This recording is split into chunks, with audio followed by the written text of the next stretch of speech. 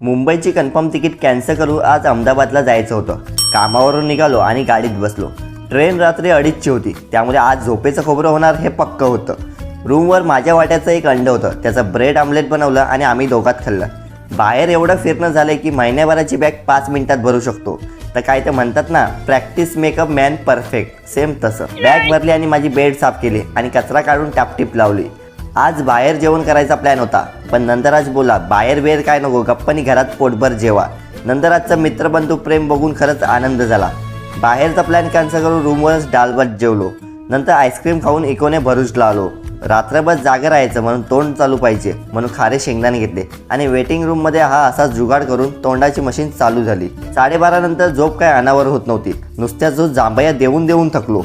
झोप येत होती, पण मी एकदा झोपलो की झोपलो, मग जाग डायरेक्ट सकाळी येणार, त्यामुळे डोळे उघडेच ठेवत होतो. थोडा लुडो पण खेळलो. खरंच यार, गर्लफ्रेंड पाहिजे होती, झोपच नाही आली असती. असो, जखमीवर मीठ कशाला आता. नंतर 2 वाजता प्लॅटफॉर्मला आलो आणि ट्रेनमध्ये सीट पकडली. सकाळचा गजर लावला आणि बॅग पकडून झोपी गेलो.